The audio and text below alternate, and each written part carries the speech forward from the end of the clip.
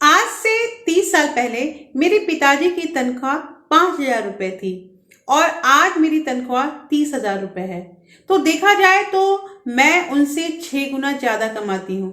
लेकिन क्या वाकई ये सैलरी जो है मेरी उनके इनकम के बराबर है या उनसे ज्यादा है?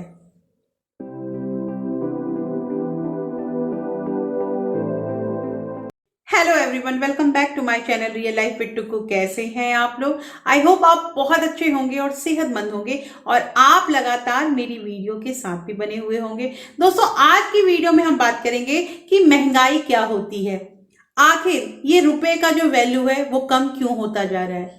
मेरी कुछ बहनों का कमेंट आया था कि आप कहती हैं कि घर में रखा हुआ जो पैसा है उसका वैल्यू दिन प्रतिदिन कम हो रहा है, तो वो क्लियर कीजिए कि कैसे उसका रुपया का वैल्यू कम हो रहा है। तो मैं सिंपली एक यहाँ पे एग्जांपल बताती हूँ कि आज से 2000 सन में जो पेट्रोल की कीमत थी वो 25 से 30 रुपए लीटर थी। कहने का मतलब यहाँ पे ये है कि 100 रुपए के नोट में हम 3 से 4 लीटर इजीली वहां पे हम पेट्रोल ले सकते थे।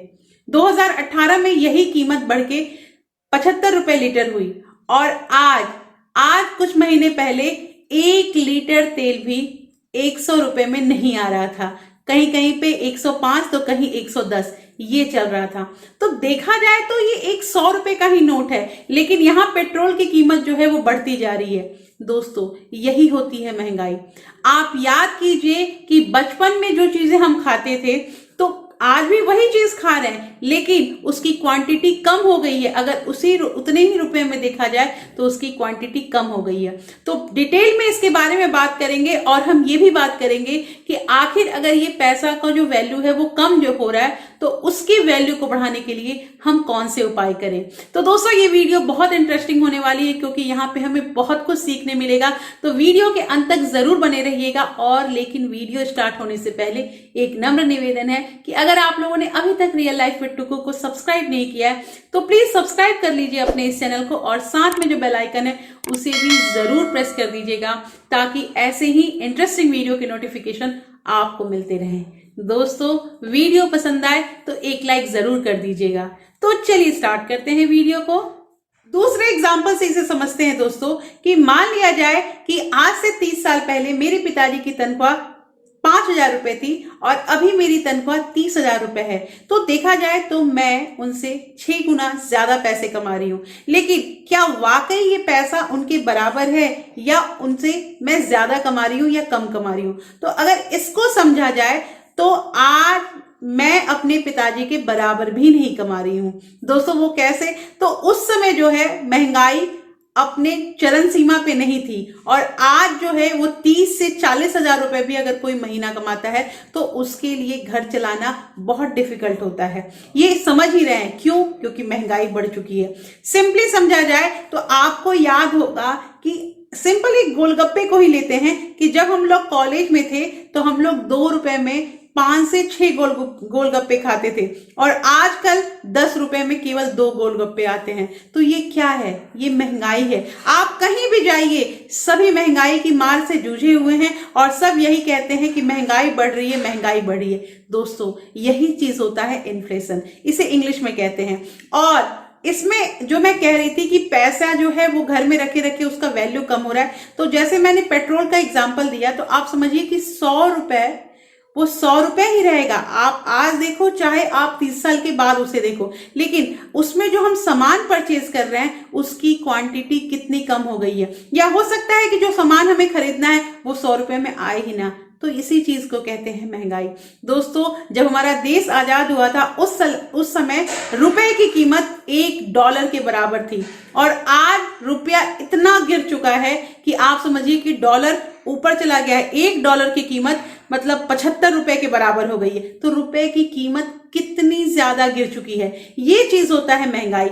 अब यहाँ पे जैसे जैसे महंगाई बढ़ रहा है वैसे वैसे मैंने आप लोग को कहा है कि हर किसी को अपने नए नए स्रोत जनरेट करने चाहिए। हर किसी को कुछ नया आमदनी हो, घर में कुछ एक्स्ट्रा पैसे आए, उसके लिए काम करना चाहिए। तो वो क्या काम करना चाहिए ये एक अलग टॉपिक है और उस पर मेरी सेपरेट वीडियो है भी और मैं एक और वीडियो इसके बारे में बनाने वाली हूँ। लेकिन दोस्तों, अब यहाँ बात हो रही है कि आप लोगों को क्लियर हो गया होगा कि घर में रखा हुआ पैसा कैसे अपना वैल्यू कम कर रहा है। पैसा रखा हुआ है लेकिन उसमें हम क्वांटिटी उतना नहीं खरीद पा रहे, इस तरह से उसका वैल्यू कम हो रहा है। तो अब यहाँ पे बात ये आ रही है कि आखिर उस रखे हुए पैसे का वैल्यू बरकरार रखने के लिए हमें क्या करना होगा।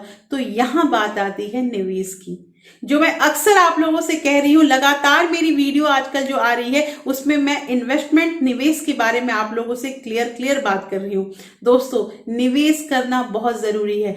अब वो डिपेंड करता है कि आप किस निवेश में अपने पैसे को लगा रहे हैं, आप कहां अपने पैसे को इन्वेस्ट कर रहे हैं। देखिए, जो इन्वेस्टमेंट होता है वो 3 तरह का होता है। रिस्क जो है उसमें तीनों में होता है, किसी में हाई रिस्क होता है, किसी में मिडिल रिस्क होता है और किसी में लो रिस्क होता है। तो ये अलग अलग डिपार्टमेंट है और इस पे भी मेरी ऑलरेडी इन्वेस्टमेंट कितने प्रकार के होते हैं और कौन कौन सा इन्वेस्टमेंट होता है, इस पे मेरी वीडियो ऑलरेडी अपलोडेड है, आप उसे चेकआउट कर सकते हैं। उसमें मैंने क्लियर बताया है कि किस किस टाइप का इन्वेस्टमेंट होता है। तो इन्वेस्टमेंट पे फोकस कीजिए, बहुत जरूरी चीज है कि आप। और एक चीज और कि जो छोटे छोटे रुपए होते हैं ना, जैसे ये 10-20 रुपए, इसको छोटा मत समझिए, इसे बचाइए, कलेक्ट कीजिए और इन पैसों को इन्वेस्ट कीजिए। दोस्तों, इसके साथ मेरे पास एक कमेंट आया था, मेरी बहनों ने एक कमेंट किया था कि मैं अक्सर पैसे बचा के गोल्ड ज्वेलरी ले लेती हूं, तो क्या ये मेरा इन्वेस्टमेंट सही है या फिर मैं यहाँ पे स्टॉप करूं।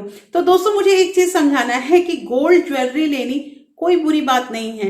गोल्ड ज्वेलरी अगर आप परचेज कर लेती हैं तो अच्छी बात है, लेकिन एक चीज याद रखिएगा कि अगर हम गोल्ड के क्वाइन लेते हैं और अगर हम गोल्ड की ज्वेलरी लेते हैं तो उसमें फर्क आ जाता है। आप कभी भी ध्यान देना कि अगर आप गोल्ड की ज्वेलरी लेके कलेक्ट करके रखते हो और आपको कभी भी जरूरत पड़े और आप चाहते हैं कि उसको हम बेचकर कुछ अमाउंट ले लें, तो 100% है कि आप अगर बेचने के लिए जाएंगे तो जो सोनार, जिस सोनार से आपने लिया होगा वो सोनार उसमें टांका काटने लगता है। तो टांका काटने से हमारा बहुत लॉस होता है। अब कभी कभी तो ऐसा होता है ना कि जितने का हमने सोना परचेज किया है उतना भी मूल्य नहीं आता है।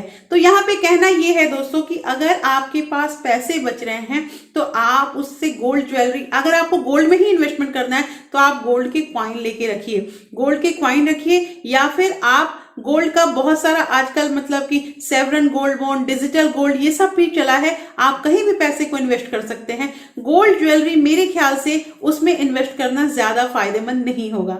इसके अलावा दोस्तों, मैंने पोस्ट ऑफिस की बहुत सारी योजनाएं बताई हैं। पोस्ट ऑफिस की मैंने 3 या 4 योजना बताई है और उस पर वीडियो मेरे अपलोडेड है, तो वो वीडियो भी आप ध्यान से देखिए। और उसमें मैंने पैटर्न भी बताया है कि क्या क्या जरूरत है हम लोग को, किस किस डॉक्यूमेंट की, और कैसे हम उसमें पैसे इन्वेस्ट कर सकते हैं, वहां आप पैसे इन्वेस्ट कर सकते हैं। दोस्तों, दूसरी चीज ये है कि पोस्ट ऑफिस में, बैंक में हमारा पैसा जो है वो बिल्कुल सेफ रहता है, उसमें कोई रिस्क ही नहीं रहता है। तो ये करने से हमें थोड़ा रिटर्न अच्छा मिलेगा और हमारे पैसे की जो वैल्यू है वो बरकरार रहेगी। मैं ऐसा नहीं कहूंगी कि मतलब इतने हमें रिटर्न मिलने लगे कि हम महंगाई से लड़ सकते हैं, लेकिन घर में रखने से जो पैसा, उससे तो ज्यादा बेहतर है कि अगर हम उस पैसे को पोस्ट ऑफिस में या बैंक में लगाएं। इसके साथ मेरी एक बहन सरवरी बेगम का मैसेज आया था मेरे पास कि उन्होंने मेरे वीडियो को देख के अच्छा अमाउंट जमा कर लिया है। तो मैं उनको बहुत बहुत धन्यवाद देती हूं कि आपने इतना पैसा कलेक्ट किया, मुझे बहुत अच्छा लग रहा है। और आप अब उस पैसे को कहीं ना कहीं इन्वेस्ट जरूर कीजिए और आप उसे पोस्ट ऑफिस में लगाइए। पोस्ट ऑफिस के लिए मैंने आपको कमेंट भी किया था कि आप किसान विकास पत्र जो होता है उसमें अपने पैसे को लगा सकती हैं। उसमें एक्चुअली क्या है कि आपका पैसा डबल हो जाएगा 9 साल में, इसलिए मैं आपको वो मतलब सजेशन दे रही थी कि आप अपने पैसे को वहां लगाइए। तो दोस्तों, इस वीडियो मैंने इन्वेस्टमेंट से रिलेटेड जितनी भी जानकारी है वो मैंने देने की कोशिश की है। ऐसे अलग अलग पार्ट का मेरे पास सेपरेट वीडियो रखा हुआ है और आप उसको प्लेलिस्ट में चेक कर सकते हैं। और कैसी लगी आज की वीडियो मुझे जरूर बताइएगा। इस वीडियो से हमने सीखा है कि महंगाई क्या है और कैसे हम इस महंगाई की मार से जूझ रहे हैं, तो अपने पैसों के वैल्यू को बढ़ा सकते हैं। बढ़ा तो नहीं सकते हैं, लेकिन कम से कम बरकरार तो कर ही सकते हैं। तो कैसी लगी आज की वीडियो मुझे जरूर बताइएगा और कमेंट करके आप अपना विचार मेरे साथ साझा कर सकते हैं। और फिर मैं मिलती हूँ आपसे ऐसे ही एक इंटरेस्टिंग वीडियो के साथ। तब तक के लिए thank you, thanks for watching.